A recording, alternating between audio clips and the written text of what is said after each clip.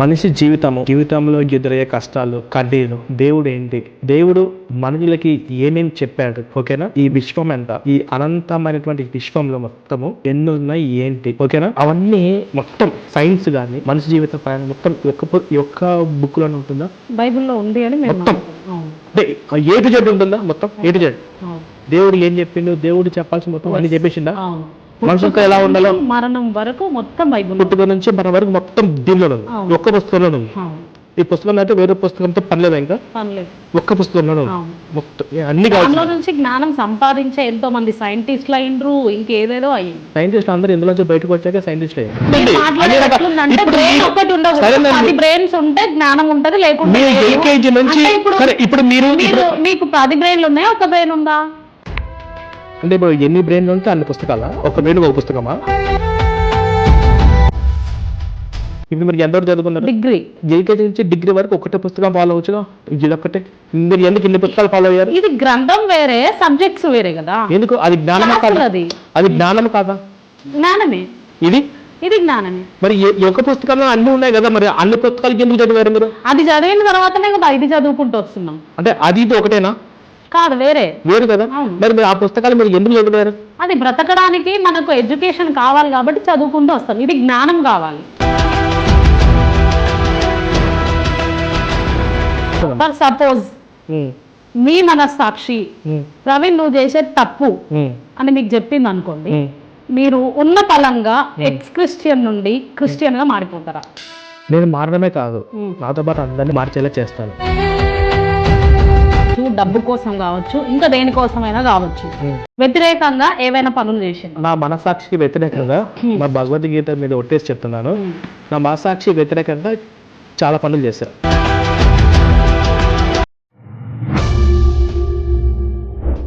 మీరు నమ్మేది మతం అంతే. మానవత్వము నేర్పేది, అందరిని సరి సమానంగా చూసేది, ఆ మాతృదేవోభవ, పితృదేవోభవ, ఆచార్య దేవోభవ, నా దేశము నాకు అన్నిటికంటే ముఖ్యము, మనుషులందరూ సమానము, ఎవరు ఏ మతానికైనా సమానత్వము అని నేర్పించేది ఏది ఉందో చెప్పండి, నేను అదే ఫాలో అవుతా. క్రిస్టియన్ ఉందా, ముస్లిం ఉందా, మీకు ఏది నేర్పిస్తుంది చెప్పండి. బైబిల్ ఫిలాసఫీ నేర్పిస్తుందా, ఖురాన్ ఫిలాసఫీ నేర్పిస్తుందా చెప్పండి. ఎవరి ధర్మం వాళ్ళకు అదే నేర్పిస్తుంది. అదే చెప్తున్నా ఎగ్జాక్ట్. ఇప్పుడు మీరు వచ్చారు, ఇప్పుడు మీరు కరెక్ట్. ఎవరి మతము వాళ్ళ గొప్ప, అలాగే మా మతం మా గొప్ప. మాకు మా మతం అంటే సరే మతం గొప్పనే, నేను కాదంటలేను, కానీ ముందుగా మానవత్వం గొప్ప అంటున్నా నేను. ఆ మానవత్వము నేర్పించేది హిందూ మతం. ఆ మానవత్వం యొక్క గొప్పతనము నేర్పించేది ఏ మతము? హిందూ మతంలో ఉంచే మానవత్వం వచ్చింది అంటున్నారు. కాదు, ఆ మానవత్వం యొక్క గొప్పతనము సమానంగా చూసేది ఎక్కడి నుంచి వచ్చింది? ఏ మతము నేర్పిస్తుంది? మనిషి మనసులో నుండి వస్తుంది, అది రాదు. అవును, మనిషి మనసులోంచి రావచ్చు, మనం చదువుకున్న చదువు మనకు నేర్పచ్చు, కానీ హక్కులు లేవా? ఉన్నాయి, వినండి. కానీ ఎప్పుడైతే మనం ఒక గ్రంథం పట్టుకొని ఫాలో అవుతామో, ఫర్ ఎగ్జాంపుల్ చాలా మంది క్రిస్టియన్స్ కూడా సెక్యులర్ క్రిస్టియన్స్ ఉన్నారు, గుడికొచ్చి ప్రసాదం తినే క్రిస్టియన్స్ ఉన్నారు, గుడికొచ్చి ప్రసాదం తినే ముస్లిమ్స్ లో ఉన్నారు, ఓకేనా? వీళ్ళతో మాకేం ప్రాబ్లం లేదు. మీరు సమానంగా పాటిస్తున్నారా? మేము సమానంగా పాటిస్తాం. మీరు మేము నమ్మే పూజించే కృష్ణుని మీరు పూజించొద్దు, కానీ నన్ను బట్టి నా దేవుని గౌరవిస్తే చాలు. నేను మిమ్మల్ని బట్టి మీ దేవుడు గౌరవిస్తా. ఆయన దేవుడా కాదా పక్కన పెట్టు, గ్రంథం ఏం చెప్తుందో పక్కన పెట్టు, నా గ్రంథం ఏం చెప్తుందో పక్కన పెట్టు, కానీ మీరు నా ముందు ఉన్నారు కాబట్టి మిమ్మల్ని బట్టి నేను గౌరవిస్తా. కానీ అదే విధంగా మమ్మల్ని బట్టి మా దేవుళ్ళను గౌరవించే ఎవరైనా కానీ మేము సెక్యులర్, మేము ఎప్పుడు ఉంటాం, సమానత్వం మేము ఎప్పుడు ఉంటాం, ఎదుటి వాళ్ళు పాటిస్తే, మీరు పాటిస్తే మేము గౌరవించే మీరు. నేను మీద ఒక డిబేట్, ఒక ఇంటర్వ్యూనో ఏదో చూసిన, యేసుక్రీస్తు ప్రభు ఒక ప్రేతాత్మ, ఆయన అసలు దేవుడే కాదు, ఒక ఆత్మను తీసుకొని వచ్చి ఇంట్లో రుద్దుతే అది ఇదని మాట్లాడారు. ఇదా మీరు గౌరవించే దైవత్వం గురించి? రైట్. నేను అంత డిబేట్ చేశాను కదా టీ మీడియా ఛానల్, ఆయన పేరేంది? జోసెఫ్. Okay, right. నేను జోసెఫ్తో డిబేట్ చేశాను, ట్రీ మీడియా ఛానల్ ఉంది. జోసెఫ్తో నేను ఏమన్నానంటే, మేము యేసుప్రభుని గౌరవిస్తామండి, మేరీ మాతను గౌరవిస్తాము, సెక్యులర్ లాగా నేను మాట్లాడా. ఇక్కడ ఎందుకు మాట్లాడా? నా పక్కన ఉన్నది జోసెఫ్ అనే అతను ఇంతవరకు ఎప్పుడు హిందూ దేవులను తిట్టినట్టు లేదు, ఓకేనా? మమ్మల్ని, నేను హిందూ మతాన్ని గౌరవిస్తానండి, ఆయన హిందూ మతానికి వ్యతిరేకంగా మాట్లాడిన అజయ్ బాబు మీద కేసు పెట్టిండు, ఆయన సమానత్వంగా పాటిస్తుండు. అట్లాగే రాధా మనోహర్ దాస్ గురుగారి మీద కేసు పెట్టిండు, అది నడుస్తున్న పక్కన పెట్టండి. ఆయన అప్పుడు ఆ సమయంలో సెక్యులర్ లాగా ఉన్నాడు కాబట్టి నేను బైబిల్ను గౌరవిస్తాను, క్రైస్తవాన్ని గౌరవిస్తాను, యేసును గౌరవిస్తాను అని చెప్పేసి నేను ఆయన ముందు అన్నాను. ఇప్పుడు మీ ముందు కూడా నేను అదే అంటాను, నేను మీ బైబిల్ గౌరవిస్తాను, మీ యేసును గౌరవిస్తాను అంట. కానీ ఈయన నేను చెప్తున్నా, అక్కడికి వస్తున్నా, ఈయన నేను ఎందుకు దుష్టశక్తి అన్నాను, ఎందుకు ప్రేతాత్మ అని అన్నానంటే, ఆయన మా శివుణ్ణి మీరు ఇంట్లో బయట ముగ్గేసుకుంటున్నారంటే ఆ ముగ్గు ఉందంటే ఇంట్లోకి శివుడు అనే ప్రేతాత్మ వచ్చినట్టు, శివుడు అనే దయ్యం వచ్చినట్టు అని చెప్పేసి ఆయన పబ్లిక్ లో స్టేట్మెంట్ ఇచ్చాడు. ఆయన ఒక వీడియో పెట్టాడు ఆయన ఛానల్, ఆయన రవీంద్ర అనే పాస్టర్. అది మేము అందరం చూసాము. కాబట్టి మేము ఎవరి ముందు ఎలా అవతల వాళ్ళు ఎలా ఉంటున్నారో దాన్ని బట్టి నేను అలాగుంటా. నేను ఇప్పుడు జోసెఫ్ గారి డిబేట్ లో నేను ఎందుకన్నాను, మీరు ఆ డిబేట్ మొత్తం చూస్తున్నారు, గడ్డి తింటే మీరు తింటారు, ఎవరు అదే అంటున్నారు, అవతల వాళ్ళు కొడితే నేను కొడతా, గడ్డి తింటే మీరు తింటారు, అవతల వాళ్ళు నన్ను కొడితే నేను అవతల వాళ్ళని కొడతా, అదే మీరు నేర్చుకున్న అవతల వాళ్ళు నన్ను కొట్టేస్తే మీ మమ్మీ డాడీ ఇచ్చింది ఇది మొత్తం చిన్నప్పటి నుండి మీరు నేర్చుకున్న ఎథిక్స్ ఇవే. నేను చిన్నప్పటి నుంచి నేర్చుకున్న ఎథిక్స్ మానవత్వంగా ఉన్నా కాబట్టి సరిపోయింది. ఇప్పుడు నేను ఏమంటున్నా అంటే అవతల వాళ్ళు నన్ను కొడితే నేను కొడతా, అవతల వాళ్ళు గడ్డి తింటే నేను గడ్డి తినను, నన్ను కొట్టిండు, మా దేవుడిని అవమానించిండు, మా మనవాళ్ళు గాయపరిచిండు, అది నేర్పియలేదు మీకు తెలుసా? ఎవరు? యేసుక్రీస్తు ప్రభు అది నేర్పియలేదు, అది ఆయన నేర్పించిండు క్రైస్తవులకు. అందుకే హిందువుల మీద వాళ్ళకు నమ్మకం లేక ఇప్పుడు మీరు ప్రతిసారి ఏమంటున్నారంటే మత మార్పిడి చేస్తున్నారా అని అంటున్నారు కదా. ఈ మాట ఎప్పుడు వస్తుందో తెలుసా? మన మీద మనకు నమ్మకం లేనప్పుడు. ఇప్పుడు మీరున్నారు, మీరు ఎక్స్ క్రిస్టియన్ గా మారిపోయినరు, నాకు చెప్పండి నేను మారుతానేమో చూద్దాం, చెప్పండి నాకు ఏదైనా చెప్తే నేను మారుతానా? అంటే ఇక్కడ వాళ్ళ మీద వాళ్ళకి నమ్మకం లేనప్పుడు భయంతో ఇవన్నీ చేస్తున్నారని నేను అంటున్నా. నిన్న జరిగిన దాడి కావచ్చు, అనంతపురంలో జరిగింది కావచ్చు, ఇంకేవైనా గొడవలు కొట్లాటలు ఏవైనా కావచ్చు, ఒక భయం పట్టుకుంది. ఏం భయం అంటే యేసుక్రీస్తు ప్రభు అనే ఈ శక్తిని మొత్తం ప్రపంచం అంతా ఎక్కడ తెలియజేస్తారో అనే భయము హిందువులకు పట్టుకుందేమో అని నేను అనుకుంటున్నాను. మీ ప్రశ్న కంప్లీట్ అయిపోయింది కదండి. ఫస్ట్ ఇప్పుడు మీరు ఫస్ట్ లో ఇందులో 2 పాయింట్లు తీశారు. ఎదుటి వాళ్ళు వీక్ గా ఉన్నారా ఇట్లా మారడానికి మీరు అన్నారు ఫస్ట్. మరి నిజంగా వీక్ గా ఉన్నారు మా హిందువులందరూ కూడా. అంటే మీ మీద మీకు నమ్మకం లేదు అంటే మీ ప్రశ్న అయిపోయిన తర్వాత నేను సమాధానం చెప్తాను. మీరు ఇవన్నీ అడిగారు ఆల్రెడీ, మీ ప్రశ్న విన్నంత వరకు ఓపిక విన్నాను కదా. ఇప్పుడు ఏంటంటే వీక్గా ఉన్నారు కాబట్టి ఇప్పుడు నేనంటే స్ట్రాంగ్గా ఉన్నా. ఎవరైనా వచ్చి నాకు బైబిల్ గురించి చెప్తే నేను ఎలా సమాధానం చెప్పాలో అలా సమాధానం చెప్తా. కానీ నేను వీక్గా ఉన్నాను అనుకోండి, వచ్చి నేను చెప్తే నేను మారచ్చు.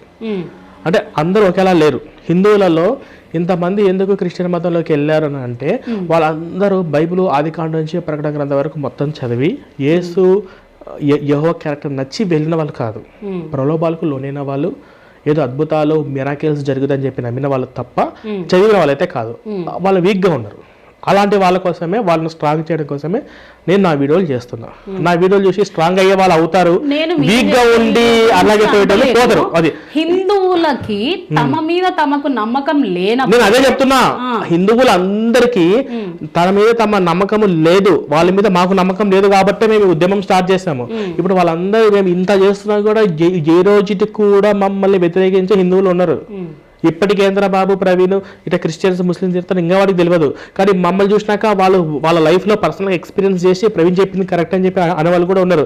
ఇంత జరిగిన తర్వాత కూడా అన్ని మతాలు సమానమైన పాటించే మా హిందువులు బంగ్లాదేశ్లో జరిగే అరాచకాలు చూసి దేశాలు ముక్కలైంది కూడా గమనించి ఇప్పటి వరకు ఈ దేశాన్ని బహిరంగంగా దోచుకున్న చరిత్ర అని తెలిసి కూడా అన్ని మతాలు సమానమైన భావించే హిందువులు ఉన్నారు. వాళ్ళు వీక్గా ఉన్నారు, వాళ్ళు వీక్గా ఉన్నారని మా బాధ. మేము పెట్టే వీడియోస్ కూడా ఎందుకంటే వాళ్ళు ఇంకా స్ట్రాంగ్ గా చేయడం కోసం. మీరు క్రిస్టియానిటీలో ఉన్నప్పుడు నాకు జ్ఞానం లేదు, నాకు బ్రెయిన్ లేకుండే, హిందుత్వాన్ని తెలుసుకున్న తర్వాత నాకు మంచి జ్ఞానం వచ్చింది అని అన్నారు. మీరు హిందుత్వంలోకి మీకు ఏ సంవత్సరం ఉన్నప్పుడు, అంటే మీరు ఏ ఇయర్ లో ఉన్నప్పుడు హిందుత్వాన్ని తెలుసుకున్నారు? నేను హిందుత్వము అంటే దానికంటే ముందు కూడా, అంటే నేనేమి క్రిస్టియన్ ఉన్నప్పటికీ కూడా చిన్నప్పటి నుంచే నాకు చాలా డౌట్లు అనేవి వచ్చేవి. వీళ్ళు దేవుడు కనిపించాడు అంటే నేను చిన్నప్పుడు సండే స్కూల్ ప్రేయర్స్ ప్రతిరోజు మా ఇంట్లో బైబుల్ చదవడం ఉంటుంది. ప్రేయర్లు ఫ్రైడే రోజు ఫ్రైడే నైట్స్ ఉంటుంది, సండే రోజు సండే స్కూల్ ఉంటుంది, సండే వస్తే ప్రేయర్స్ అన్నీ ఉంటాయి. కానీ మాకు పాస్టర్లు చెప్పే దాని మీద నాకు 5th క్లాస్ 6th క్లాస్ నుంచే నాకు క్వశ్చన్ మార్క్ ఉండేది. అంటే నాకు దేవుడు కనిపించాడు, దేవుడు కనిపించి నిన్న మాట్లాడాడు, ఏంట్రా బాబు మాకు దేవుడు మిరాకిల్స్ చేశాడు, అద్భుతాలు చేశాడు, శక్తులు చేశాడు అని చెప్పి ఇవన్నీ అంటున్నాడు. అది ఇవన్నీ ఏ విధంగా కరెక్ట్ అని చెప్పేసి దేవుడు కనిపించి మాట్లాడడం మీద అని చెప్పేసి అనే దాని మీద నాకైతే డౌట్ అనేది ఉంది. కానీ అది మనకు అప్పుడు బైబిల్ చదివేవాడిని కాదు కదా. ఇంటర్ అయిపోయింది, బైబిల్ చదవకపోతుండేనా మీరు చిన్నప్పటి నుండి? అంటే డీప్గా పరిశీలించేవాడిని కాదు. అందరితో పాటు 2-3 వాక్యాలు చదవడం పక్కన పెట్టడం. అప్పుడు స్టడీస్ మీద ఫోకస్ ఉండేది. మాదంతా మధ్యతరగతి ఫ్యామిలీ కదా. నేను నా ఉద్యోగం మీద, నా కాళ్ళ మీద నేను బతకాలి, చదువుకోవాలి, చదువు మీద ఉద్యోగం సంపాదించాలి, దాని మీద నాకు ఉంటుంది. అట్లా బీటెక్ వరకు వచ్చా, కష్టాలు పడు అట్లా చేసి ఇట్లా చేస్తూ ఇంటర్ ఎంసెట్ అంతా నేను అంత చదువులో అంత ఎక్కువ ఉండేవని కాదనమాట, నార్మల్గా చదువుకునేవాడిని. అట్లాంటివన్నీ ఇంటర్ కంప్లీట్ చేసి ఎంసెట్ కంప్లీట్ చేసి బీటెక్ చేసి సబ్జెక్టులు నాకు కష్టమైన అర్థం చేసుకొని పాస్ అవ్వడం వాల్సిన చాయిస్ తప్ప నాకు వేరే చాయిస్ లేదు. నేను బతకాలంటే చదువు మీద వల్లనే ఉద్యోగం సంపాదించాలి. ఆ సమయంలో బైబిల్ చదివే టైం నాకు ఇక్కడ ఉంటుంది, అంటే బైబిల్ గురించి లోతుగా తెలుసుకోవడం నాకేం లేదు. పాస్టర్లు చెప్తున్నారు వింటున్నారు అన్న దాని మీదనే ఉండేది. సో తర్వాత కొన్ని డిబేట్లు, కొన్ని వీడియోస్, ఆ తర్వాత వాళ్ళు చెప్తున్నటువంటి ఇల్లాజికల్ సన్నివేశాలకు బైబిల్ను అర్థం చేసుకోవడానికి అప్పుడు అర్థం చేసుకున్నాను. నేను మ్యారేజ్ అయ్యేంత వరకు కూడా క్రిస్టియన్లోనే నాకు మ్యారేజ్ అయింది. అంటే మీరు ఈ డిబేట్స్ వీడియోస్ చూసిన తర్వాత మీకు బైబిల్ మీద నమ్మకం పోయింది? వాళ్ళకి చూసిన తర్వాత నాకు పోలేదు, వాళ్ళు చూసిన తర్వాత క్వశ్చన్ మార్క్ పడింది. నేను అవి నా అంతటా నేను డీప్గా చదవడం స్టార్ట్ చేశాను. వాళ్ళు చెప్పింది నిజమా అబద్ధమా, ఎవరు ఏది చెప్తే అది నమ్మి ఫాలో అయ్యే గుడ్డి భక్తులు నేను కాదు. ఎవరు ఏది చెప్పినా ఫస్ట్ అనుమానం అనేది వచ్చింది. ఆ అనుమానాన్ని నేను క్లియర్ చేసుకోవడం కోసం నా అంతటా నేను ఓన్గా చదివిన తర్వాత నాకు అర్థమైంది ఏంటంటే, నేను ఎక్స్పెక్ట్ చేసిన దానికంటే కూడా ఊహించిన దానికంటే కూడా ఇది కరెక్ట్ కాదని అర్థమైపోయి అప్పుడు దాని మీద పుస్తకాలు రాయడము, నాతోటి ఉన్న వాళ్ళతో షేర్ చేశారు. నాతో కొంతమంది క్రిస్టియన్స్ మా బంధువులతో షేర్ చేశాను. మీరు బాప్టిజం తీసుకున్నారా? తీసుకున్నాను. నేను పెళ్లికి ముందు తీసుకున్నాను బాప్టిజం. తర్వాత మా వాళ్ళతో అందరితో నేను షేర్ చేశాను. బాప్టిజం తీసుకునేటప్పుడు ఒకటి చెప్తారు, ఏమని అంటే చిన్నపిల్లలకు బాప్టిజం ఇవ్వరు 17 or 18 years ఉన్నప్పుడు. అంటే మీకు అప్పటికి ఒక అవగాహన అనేది వస్తుంది, మీరు నిజంగానే ఆయన దేవుడు అని నమ్ముతేనే బాప్టిజం తీసుకోండి అని పాస్టర్స్ కూడా చెప్తారు. చెప్పిన తర్వాతనే మీరు ఓకే అనుకునే తీసుకున్నారా, లేదంటే ఇంట్లో వాళ్ళు ఏమైనా మీకు ఫోర్స్ చేసిండ్రా? అంటే మా క్రిస్టియన్లో అట్లేమి ఉండదు, ఫోర్స్ లాంటి ఏముండదు.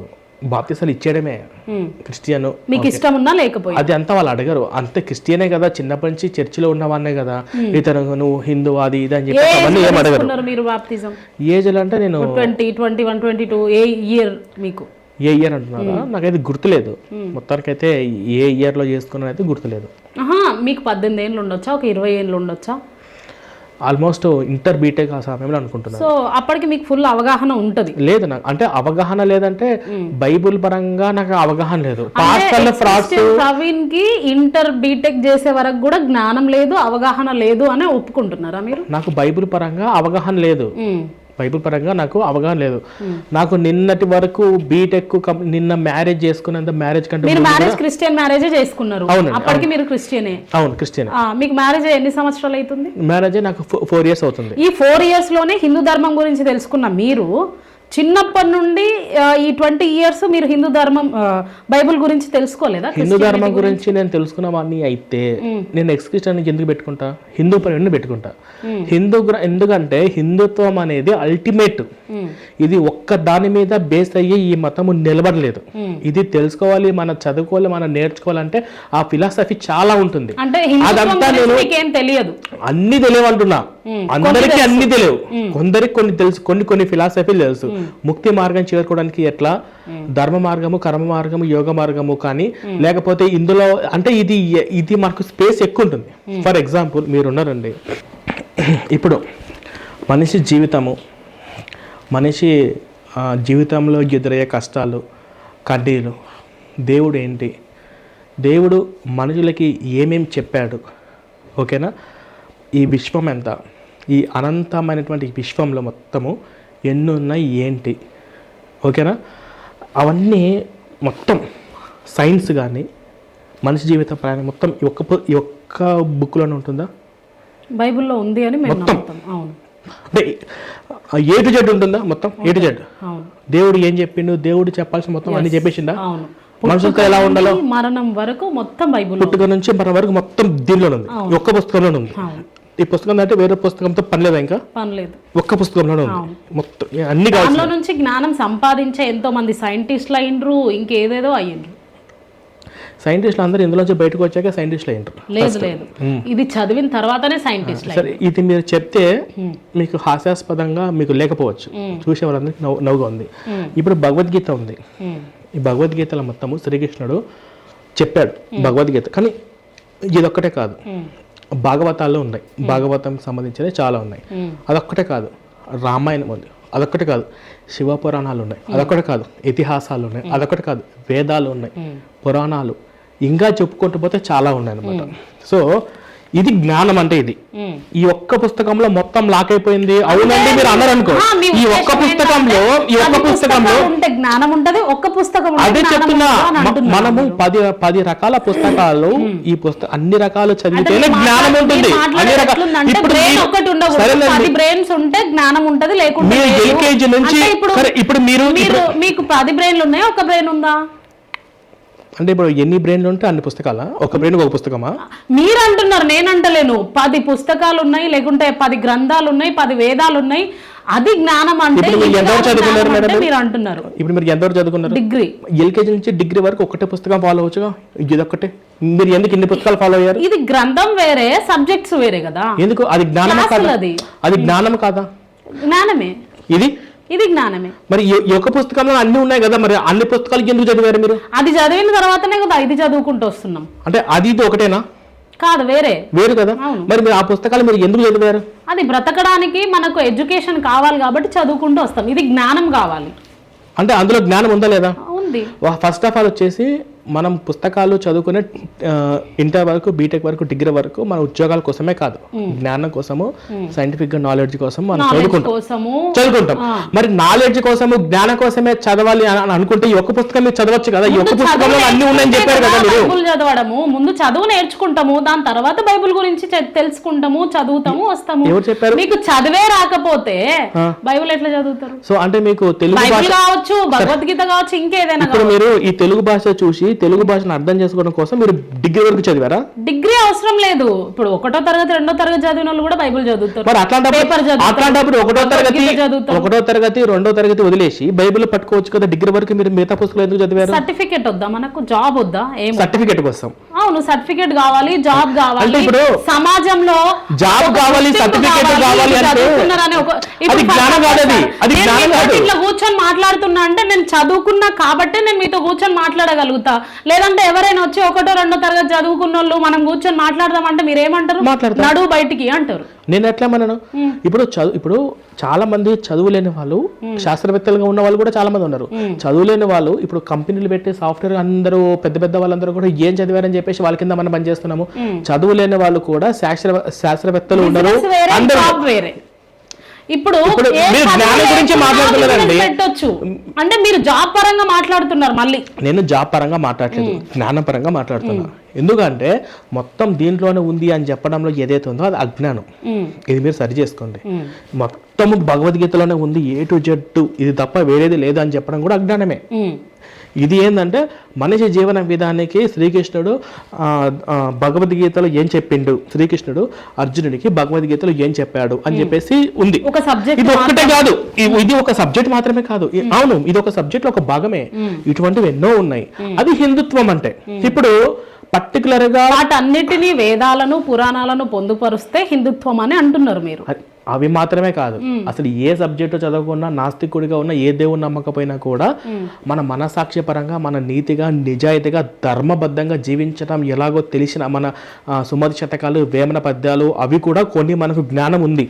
సో అవన్నీ కూడా మనకు ఏదైతే ధర్మంగా జీవించ ఉందో అదంతా కూడా వాళ్ళు హిందువుల కిందకి వస్తారు.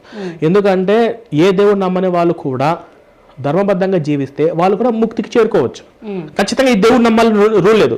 మీరు ఎప్పుడన్నా రామ భక్తులకి, కృష్ణ భక్తులకి గొడవలు వచ్చాయా? ఆంజనేయ భక్తులు కానీ, నరసింహస్వామి భక్తులు కానీ గొడవలు వచ్చాయా? రావు. ఎందుకంటే దేవుడు అనేవాడు ఒక్కడే అనేక రూపాలలో, ఆయా సందర్భాల బట్టి అనేక అవతారాలుగా వచ్చాడు అని చెప్పి ఒక హిందుత్వ ఫిలాసఫీ ఏదైతే ఉందో ఇది నాకు నచ్చింది. ఎందుకు నచ్చింది? జ్ఞానం ఉంది కాబట్టి. మీరు మొత్తం ఇందులోనే ఉంది అన్నారు కాబట్టి ఇది అజ్ఞానం. అర్థమైంది కదా? ఇది అజ్ఞానము. కాబట్టి ఈ అజ్ఞానాన్ని వీడనాడి, అంటే మీరు ఈ ఒక్క దాంట్లోనే ఉంది అంటే మీరు ఏదో ఒక రూమ్ లో, ఒక బావిలోనే ఉన్నారు. మీరు ఒక బావిలోనే ఉండి మొత్తం ఇందులోనే ఉంది, ఈ బావి మొత్తం ప్రపంచం, ఇంతకు మించిన ప్రపంచం బయట లేదు అని అంటున్నారు. బైబిల్ మొత్తం చదివిర్రా? నేను బైబిల్ మొత్తము చదివేసి ఎన్నిసార్లు డిబేట్లు చదివారు చేసి బైబిల్? నేను వినండి, బైబిల్లో నేను డైలీ చదువుతుంటాను. బైబిల్ ఇప్పటికీ, మీద present? పుస్తకాలు నేను రోజు బైబిల్ చదివే వీడియోలు రాసి, ఇప్పుడు పాస్టర్ ఏదని చెప్పారనుకోండి, ఆ చెప్పింది బైబిల్ ఏముందో చూసే నేను దాని మీద కౌంటర్ వీడియోలు నేను రాస్తుంటాను. నిన్న పాస్టర్తో డిబేట్ జరిగింది, అంతకంటే ముందు నేను 2-3 రోజులు బైబిల్ చదివాను, ఏమేమి టాపిక్స్ చదివాను. నేను నా పుస్తకాలు రాశాను. నా పుస్తకాలు ఎట్లా రాశాను, బైబిల్లో మొత్తం చదివేసి అవి ఇవి కంపేర్ చేసుకొని నేను రాశాను. ఓకేనా? కానీ నేను ఏమంటున్నానంటే, ఇది మీరు ఒక బావిలో కప్పలాగా అనుకొని ఇదే ప్రపంచం అని అనుకొని, ఇదే బైబిల్ దీనిలోనే ప్రపంచం ఉంది అని అనుకోవడం ఎంత అజ్ఞానమో అది నేను మీకు తెలియజేస్తున్నా. బయటికి రండి, బయట ప్రపంచం కూడా చూడండి, కంపేర్ చేసుకోండి అని అని చెప్పడమే నా సబ్జెక్ట్.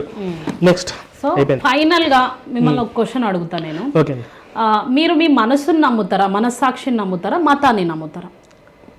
నేను నా ఫస్ట్ ఈ ప్రశ్న అయితే నాకు బాగా నచ్చిందండి. ఇన్నిట్లోనూ నేను నా మనస్సాక్షి నమ్ముతాను, 100% నా మనస్సాక్షి నమ్ముతాను. ఫర్ సపోజ్ మీ మనస్సాక్షి ప్రవీణ్ నువ్వు చేసే తప్పు అని మీకు చెప్పింది అనుకోండి, మీరు ఉన్న పలంగా ఎక్స్ క్రిస్టియన్ నుండి క్రిస్టియన్ గా మారిపోతారా? నేను మారడమే కాదు, నాతో పాటు అందరినీ మార్చేలా చేస్తాను. నా వల్ల జరిగిన డ్యామేజ్ మొత్తం నేను క్లియర్ చేస్తాను. నా వల్ల జరిగిన నష్టం కూడా నేను క్లియర్ చేస్తాను. ఏ రోజు నా మనసాక్షి నేను చేసింది తప్పు అని అనిపించిన ఆ రోజు, ఆ క్షణము నా వల్ల ఎఫెక్ట్ అయ్యి నన్ను ఇన్ఫ్లుయెన్స్ చేసుకుని మారిన వాళ్ళందరినీ కూడా ఆ తప్పును సరిదిద్దుకుని మార్చే ప్రయత్నం నేను చేస్తాను. ఇప్పటి వరకు మీ మనస్సాక్షికి వ్యతిరేకంగా ధర్మంగా చెప్పండి, మీ దగ్గర బైబుల్ ఉంది, భగవద్గీత ఉంది, అన్ని ఉన్నాయి. మీ మనస్సాక్షికి వ్యతిరేకంగా అంటే హైప్ కోసం కావచ్చు, డబ్బు కోసం కావచ్చు, ఇంకా దేనికోసమైనా కావచ్చు, వ్యతిరేకంగా ఏవైనా పనులు చేసిండ్రు? నా మనస్సాక్షికి వ్యతిరేకంగా, మా భగవద్గీత మీద ఒట్టేసి చెప్తున్నాను, నా మనస్సాక్షి వ్యతిరేకంగా చాలా పనులు చేశాను. ఎలా చేశానంటే, చేయాల్సింది దగ్గర మానవత్వంతో ఆలోచించి నేను చేయలేకపోయా కొన్ని చోట్ల. ఎందుకంటే నేను చేయాల్సింది చాలా ఉంది, ఇది కేవలం ఆరంభం మాత్రమే, మొదటి అడుగు మాత్రమే. ఇది మీరు ఏంటి అంటే నాకు పాస్టర్లు చూసి వాళ్ళ కుయుక్తులు తెలుసుకొని వాళ్ళు నా కళ్ళ ముందు కొన్ని రకాల ఫ్రాడ్స్ జరుగుతుంటే నేను ఆ క్షణంలో వాడిని కొట్టేంత సిచ్యువేషన్ ఉండి వాడిని కొట్టలేకపోయా. వాడిని ఏదైనా చెయ్యాలి, సపోర్ట్ లేకపోవడం, ఇంకోటి కొన్ని సన్నివేశాలు నేను ఆగిపోయినా. అది నా మనసాక్షి వ్యతిరేకంగా, నా మనసాక్షి చెప్తుంది వాడు చేసిన తప్పు, ఆ తప్పుకు తగ్గట్టు వాడిని భయపెట్టని చెప్పి నా మనసాక్షి చెప్తుంది. బట్ ఆ సమయంలో నేను ఆగిపోయినా, నా కుటుంబం గురించి, నా ఫ్యామిలీ గురించి ఆలోచించి. సపోర్టింగ్ కోసమే కాదు. ఇప్పుడు ఈ హిందువులు తెలుసుకోవాల్సింది ఏంటంటే, ఫస్ట్ ఆఫ్ ఆల్ ఈ బైబిల్ వల్ల, ఈ మతాల వల్ల, ఈ దేశానికి సంబంధం లేని పాషాండ మతాల వల్ల, సెక్యులరిజం వల్ల అన్నిటికన్నా అది పెద్ద ప్రమాదంలో హిందువులు ఉన్నారు. మీకు ఉదాహరణ కావాలంటే బంగ్లాదేశ్, ఉదాహరణ కావాలంటే పాకిస్తాన్, ఉదాహరణ కావాలంటే గోవా ఇంక్విజిషన్, ఉదాహరణ కావాలంటే బ్రిటిష్ వాళ్ళు, పోర్చుగీస్ వారు, డచ్ వారు, ఫ్రెండ్స్ వారు, వీళ్ళకు మనుషులు చేసుకోకుండా ఇతర ఇండ్లను ఏదో అంటారు చూడండి, మీ కంట్లో ఉన్న నలుసు తీసుకోకుండా వేరే వాళ్ళ కంట్లో దూలం పెట్టి ఎతికినట్టు మీరు చేస్తున్నారు. ముందు మన రాష్ట్రంలో, మన భారతదేశంలో ఉన్నది సరి చేసుకోకుండా మీరు ఇతర దేశాల గురించి మాట్లాడుతున్నారు కదా, అది అజ్ఞానం. అంటే నేను అది ఎగ్జాంపుల్ చెప్పాను, నాకు సరి చేసుకోమని చెప్పట్లా. అరే మీరు బంగ్లాదేశ్ లో చూడండి, ఎగ్జాంపుల్ తీసుకోండి, పాకిస్తాన్ చూడండి, అక్కడ హిందువుల పరిస్థితి ఏంటి, మీరు ఎగ్జాంపుల్ అక్కడున్న నలుసు వెతుకుతున్నారు కానీ మన రాష్ట్రాలలో జరిగే దూలాన్ని ఎందుకు వెతకలేకపోతున్నారు, ఇక్కడ జరిగే దాడుల గురించి ఎందుకు మాట్లాడలేకపోతున్నారు? అక్కడది ఎక్కడో మాట్లాడుతున్నారు, ఇక్కడ మాట్లాడొచ్చు కదా, ఇక్కడ అవేర్నెస్ కలిగించవచ్చు. పని చేద్దామండి, మీ పాస్టర్లు కలిసి, మీరు నిజంగా దమ్ము ధైర్యం ఉంటే మీరు పాస్టర్లు అందరూ కలిసి బంగ్లాదేశ్కి వెళ్ళి, మా యేసు తప్ప వేరొక దేవుడు లేడు, మా యేసే నిజమైన దేవుడు, అప్పుడు మీరు చెప్పి చూడండి, ఒకసారి చెప్పరండి. భారతదేశంలో పుట్టిన మేము బంగ్లాదేశ్ ఒక్కసారి ఎగ్జాంపుల్ చెప్పండి. ఎందుకు వెళ్తాం? ఎందుకంటే చెప్తాను, మీకు బైబిల్ ఏమని చెప్పింది, సర్వలోకానికి వెళ్ళి సర్వ సృష్టిని సువార్త ప్రకటించండి అని చెప్పిందా చెప్పలేదా? ఓన్లీ భారతదేశానికి చెప్పని చెప్పారా? సర్వలోకానికి వెళ్ళగలరా? మరి ఎవరు చేయమని చెప్పండి, తెలుస్తుంది మీకు. మీకు అదే చెప్తున్నా, ఒక్కసారి క్రైస్తవులు, ఒకవేళ అక్కడ క్రైస్తవులు ఉంటే చేస్తారు డెఫినెట్ గా, అప్పుడు మీకు అర్థమవుతుంది. మీ క్రైస్తవులు ఉంటే కాదు, అక్కడ బంగ్లాదేశ్కి వెళ్ళి ఈ బైబిల్ పట్టుకొని మా యేసే నిజమైన దేవుడు అని చెప్పి ఒక్కసారి చెప్పి చూడండి, తర్వాత వాడు బతుకుతాడేమో చూద్దాం, వాడు ప్రాణం మనం ఉంటుండేమో చూద్దాం, అసలు వాళ్ళు ఉంటుండేమో చూద్దాం, మనిషి ఉంటుండేమో చూద్దాం.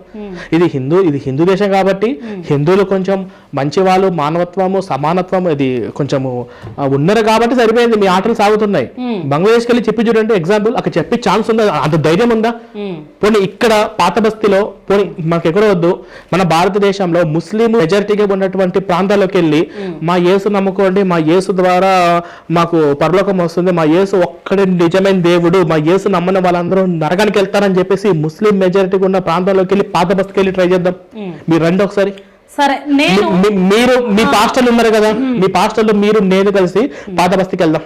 నేను క్రిస్టియన్, ముస్లిం, హిందూస్కి ఒక్కటే మాట ఫైనల్ గా ఏం చెప్తున్నా అంటే, ఎవరైనా వెళ్ళి నువ్వు హిందూ దేవుని నమ్ముకో, ముస్లిం దేవుని నమ్ముకో, క్రిస్టియన్ దేవుని నమ్ముకో అని చెప్పడము అవివేకం. అది దీన్ని ఒక ఛాలెంజ్ గా తీసుకుంటున్న వాళ్ళు ఇంకా అజ్ఞానం. ఎందుకంటే నేను మా అమ్మ ఆల్రెడీ మా అమ్మ అని నేను అనుకున్నాను. క్వశ్చన్ రిపీట్ చేయండి, ఏంటంటే అవివేకం అని చెప్పి మీరు దేని అన్నారు? క్వశ్చన్ రిపీట్ చేయండి. ఇప్పుడు హిందూ అయినా, క్రిస్టియన్ అయినా, ముస్లిం అయినా వెళ్ళి మా దేవుణ్ణి నమ్ముకోండి, మా దేవుణ్ణి నమ్ముకోండి, మా దేవుణ్ణి నమ్ముకోండి అని చెప్పడం అది అవివేకం, అజ్ఞానం. అవును, అవివేకం. ఓకే, నమ్ముతారు అని అనుకోవడం అవివేకం.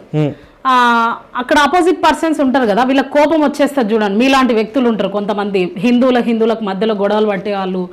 ఎక్స్ క్రిస్టియన్ ప్రవీణ్ కావచ్చు, కరుణాకర్ సుగుణ, లలిత్ కుమార్, రాధా మనోహర్ దాస్, వీళ్ళందరూ ఉన్నారు. మీరు ఇంతకుముందు కూడా అన్నారు ఏమని, మాలాంటి వాళ్ళు ఉన్నంత వరకు దీన్ని హిందూ దేశంగా మార్చేస్తాం, మా తర్వాత ఇతర తరం వస్తే కూడా ఇది కొనసాగుతుందని. అది కూడా అసాధ్యం. అయితే ఈ అవివేకం, అజ్ఞానం, అజ్ఞానంతో మీరేం చేస్తున్నారంటే వీళ్ళ మీద దాడి చేస్తున్నారు. ఎందుకు? మీకు భయం పుట్టుకొస్తుంది కాబట్టి. వీళ్ళది అవివేకము, మీది అజ్ఞానము. ఎందుకు అజ్ఞానం అంటే వాళ్ళు చెప్పగానే మేమెందుకు నమ్ముతాం, మాకేం అవసరం అని మీరు అనుకుంటలేరు కదా. ఇప్పుడు ఈ అవివేకం అనే పదము ఫస్ట్ మీ క్రిస్టియన్ కి అప్లై చేసుకోండి. ఎందుకంటే కాదు, ఫస్ట్ ఆఫ్ ఆల్ హిందువులు వెళ్ళి చెప్పారనుకోండి, హిందువులు అవివేకులు అన్నారు కదా, అది ఓకే. ముస్లిమ్స్ వాళ్ళు ఎవరు చెప్పరు. ఇప్పుడు మాకు ముస్లిం ఖురాన్ గురించి, ముస్లిం మత గ్రంథాల గురించి మేము పట్టించుకోవట్లా. ఎందుకు పట్టించుకోవట్లా? అది వాళ్ళ మసీదులో వాళ్ళ ఇంట్లో చెప్పుకుంటున్నారు, మా ఇళ్ళ కాడకు వచ్చి చేయమని చెప్పట్లా. దీనికి మేము బౌద్ధ మతము, జైన మతము, జుడాయిజము, సిక్కు మతంలో ఆ మత గ్రంథాల గురించి తెలుసుకొని వాటన్నిటి గురించి కూడా మేము చెప్పట్లా. ఎందుకంటే మా ఇంటి దగ్గరనే సిక్కు మతాన్ని ఆలయ వాళ్ళు ఉన్నారు. మా ప్రాబ్లమ్ ఓన్లీ మా ఇళ్ళ కాడకు వచ్చి ప్రచారం చేసే వాళ్ళ దగ్గర నుంచే స్టార్ట్ అవుతుంది. ఫర్ ఎగ్జాంపుల్, మా అమ్మ హిందూ అండి, మా అమ్మ ఇంటి కాడికి వచ్చి పాస్టర్ మార్చాడు, అట్లా క్రిస్టియన్ మా ఇంటికి వచ్చింది. క్రైస్తవుడైనా పోయి మందిరం మీద దాడి, గుడిల మీద దాడి చేసినట్టుందా చరిత్రలో? మీకు కావాలి హిందూస్ వెళ్ళి చరిత్రలో హిందువులు వెళ్ళి ఒక దేశానికి డిసెంబర్ నెలలో మందిరంలోకి వెళ్ళి మీరు జై శ్రీరామ్ అంటారా అనరా అని బలవంతంగా కుంకుమలు పెట్టి ఇవన్నీ చేసిర్రు. అయితే అదే యాజ్ ఇట్ ఈస్ గా గుడిలలోకి వెళ్ళి మీరు ప్రైజ్ అలాడ్ అనండి, మీరు బొట్టు చెరిపేయండి అని ఏ క్రైస్తవుడైనా అన్నాడా? అట్లా దాడి చేసిండా చరిత్రలో? మీ చరిత్ర గురించి మీకు చెప్తాను. బ్రిటిష్ వాళ్ళు, పోర్చుగీస్ వారు, డచ్ వారు, ఫ్రెంచ్ వారు వాళ్ళు చేసిందేంటి? ఇక్కడ వినండి, ఇండియా వాళ్ళు క్రిస్టియన్స్. ఇప్పుడు వాళ్ళు ఈ దేశంలో ఉన్న ప్రజల గురించి అడుగుతున్నారు. ఈ దేశ ప్రజల గురించి మనం మాట్లాడుకుందామా? మీకు అంతే కదా. భారతదేశంలో ఉన్న క్రైస్తవులు, మళ్ళీ వినండి నా క్వశ్చన్ మీరు, భారతదేశంలో ఉన్న క్రైస్తవులు గుడిలలోకి వెళ్ళి, కరెక్ట్ గా వినండి, గుడిలలోకి వెళ్ళి గుడిలలో ఉన్న స్త్రీలు కావచ్చు, లేకపోతే మగవాళ్ళు కావచ్చు, వాళ్ళ బొట్లు చెరిపేసి మీరు ప్రైజ్ ద లార్డ్ అనండి అన్నారా? నేను ఇది చూపిస్తా. క్రిస్టియన్ మందిరాలలోకి వెళ్ళి బొట్టు పెట్టి మీరు జై శ్రీరామ్ అనండి, ప్రార్థనలు ఆపేసేయండి అని హిందువులు అన్నారు. మీ ప్రశ్న అయిపోయింది. నేను ఓపికగా విన్నాను కదా, బట్ నా సమాధానం మీరు ఓపికగా వింటారు. అంతే ఓపికగా వింటా. ఓకే, నేను నాది షార్ట్ కట్ లో ఉంటుంది. గంగా నది దగ్గర, గంగా నది పవిత్రంగా మేము గంగమ్మ దేవతగా పూజించే గంగా నది దగ్గర గుడి దగ్గరకు వచ్చి బహిరంగంగా బొట్లు తీసి అక్కడ బాప్తీసాలు తీసుకొని యేసులోకి మార్చిన వాళ్ళు, బైబిల్స్ ఇచ్చిన వాళ్ళు చాలా వీడియోలు ఉన్నాయి. గుంటూరులో కూడా వాళ్ళు బలవంతంగా తీసేసిండ్రు. అదే ప్రలోభాలు పెట్టి చేసే. చెప్పేది చాలా అసలు ఎట్లుందంటే అంత వరస్ట్గా ఉంది. ఆన్సర్ విన్నాక మీరు చెప్పండి. ఫస్ట్ సెకండ్ వన్ వచ్చేసి, గుడి లోపల రామాలయంలో వచ్చి క్రిస్టియన్స్ ని కూర్చోబెట్టి యేసుకు సంబంధించిన భజనలు, పాటలు పాడుకుంటూ ప్రార్థనలు చేసుకుంటున్నారు రామాలయం గుడి లోపల. ఓకేనా? సరే, ఇది అయిపోయింది కదా. నెక్స్ట్ వచ్చారు, జై శ్రీరామ్ అన్నారు, అది పక్క రాష్ట్రం. సరే ఆ రాష్ట్రాల్లో ఏదైతే ఉందో వాళ్ళు వచ్చి ఏం అటాకులు చేయాలో కొట్టలేదు, ఏం జారులు చేయట్లేదు. ఇప్పుడు ఇక్కడ ఏంటంటే అక్కడ గుడి దగ్గర, గుడి ప్రాంతంలో, గుడి చుట్టుపక్కల ఇప్పుడు నా వర్షన్ ఏంటంటే, ఇప్పుడు నేను ఉన్నానండి, నేను ఇక్కడ ఎక్స్ క్రిస్టియన్ ఆఫీస్ నేను పెట్టుకున్నా. ఎక్స్ క్రిస్టియన్ నేను నా స్టాఫ్తో నేను వర్క్ చేయించుకుంటూ ఉన్నాను. బాగుంది కదా. ఈ ఆఫీస్ ఉండొద్దు అని చెప్పేసి పక్కనోడు అభ్యంతరం చెప్పే హక్కు వాడికి ఉంది. ఈ పక్కనోడు వద్దని చెప్పిండు అనుకో, ఆ ఇంటి పక్కనోడు వద్దని చెప్పాడు అనుకో, పైన వాళ్ళందరూ వద్దని చెప్పారు. మొత్తం మెజారిటీ ఇది నా సొంత ఆఫీస్ అని డబ్బులు పెట్టి కొన్నా అనుకోండి, నా ఓన్ ఆఫీస్ అనుకోండి, మెజారిటీ ఆఫ్ ద పీపుల్స్ నీ ఆఫీస్ తీసేనా అన్నారు అనుకోండి, పోలీస్ స్టేషన్కి వెళ్తే నేను తీసేయాలా లేదా? ఎందుకు తీసేస్తారు? సపోర్ట్ చెయ్యదు, సపోర్ట్ చేయదు, చెయ్యదు. మీకు అర్థం కావట్లా. ఇక్కడ ఇప్పుడు ఇక్కడ చుట్టూ ఉన్నటువంటి క్రౌడ్ వాళ్ళకి నేను చేసే పనుల మధ్య నేను చేసే దాని మీద వాళ్ళకి డిస్టర్బెన్స్ అంతే సపోర్ట్ చేయొచ్చు అని అంటున్నారు. ఇప్పుడు దేశ చట్టాలు ఎట్లున్నాయంటే, ఇప్పుడు మెజారిటీ ఆఫ్ ద పీపుల్ వద్దనుకుంటే గవర్నమెంట్ సపోర్ట్ చేయాల్సిందే, సత్యమైన అసత్యమైన తీసేయాల్సిందే. ఇప్పుడు మేము గుడి తీసేయమని చెప్పారు చాలా చోట్ల.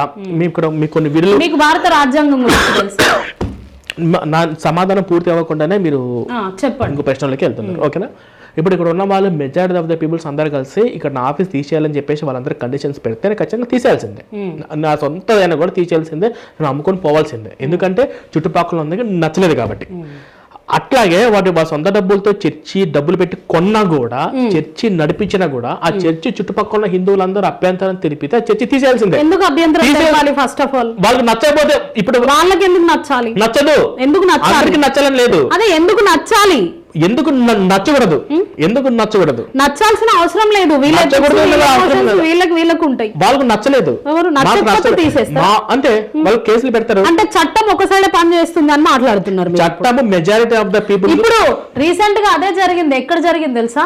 హుండి నియోజకవర్గంలో 7 ప్రార్థనా మందిరాలు కూలగొట్టిరు, పోరంబోకు స్థలాలు అది ఇదని. 100 meters పక్కనే శివాలయం ఉంది.